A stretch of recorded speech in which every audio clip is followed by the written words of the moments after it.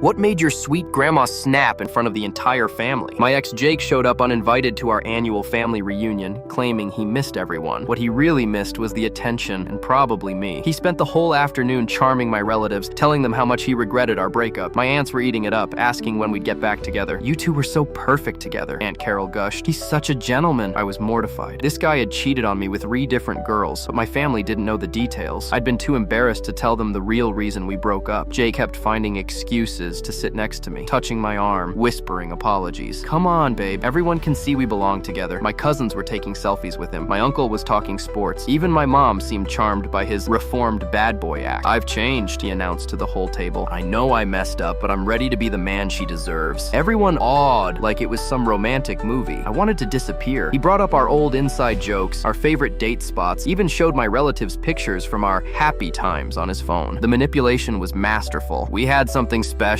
he said, grabbing my hand. Don't throw it away over one mistake. The one mistake was 3 girls, countless lies, and finding him in our bed with my roommate. My dad was already talking about inviting him to Christmas. My mom was asking when we'd set a date. The whole family was planning our future while I sat there dying inside. That's when my 82-year-old grandma, who'd been quietly watching from her lawn chair with her usual sweet smile, slowly stood up. Jake, honey, she called out in her gentle voice. Could you help me with something in the kitchen? Of course, Mrs. Jackson. Anything for you, he said, practically jumping up from his chair. They disappeared inside while everyone continued eating potato salad and discussing wedding venues. My dad started telling embarrassing stories about my childhood. My cousins were already planning our reunion party. He seems different, my mom whispered. More mature, if only she knew. 5 minutes passed. Then we heard shouting from inside the house. Suddenly Jake came sprinting out the back door, face bright red, eyes streaming tears, frantically rubbing his hands on his shirt like they were on fire. Water! I need water! He screamed, running straight to the garden hose and shoving his hands under the stream. The whole family stopped eating and stared. Grandma followed behind him slowly, holding an empty bottle and looking completely innocent with that same sweet smile. Oh my, she announced to the stunned crowd. Jake accidentally got some of my special Carolina Reaper sauce on his fingers. She paused dramatically, watching him frantically splash water on his face and hands. You know, the kind that burns for hours and spreads to everything you touch. Jake was practically sobbing now, still scrubbing his hands raw against his jeans. Then Grandma's voice got louder, making sure everyone at every table could hear. I told him to be extra careful not to touch his face, or his phone, or anything else sensitive. She held up his phone, especially since he's been texting other girls all afternoon. 3 different ones, actually. While sitting at our table talking about love and commitment, the whole family went dead silent. Grandma continued in her sweetest voice. Sarah, Jessica, and Amanda. Very active group chat they have going. Lots of pictures, too. She started reading from his phone. Can't wait to see you tonight, baby. Just dealing with family drama first. Jake grabbed his keys and fled to his car, still wiping tears and whimpering.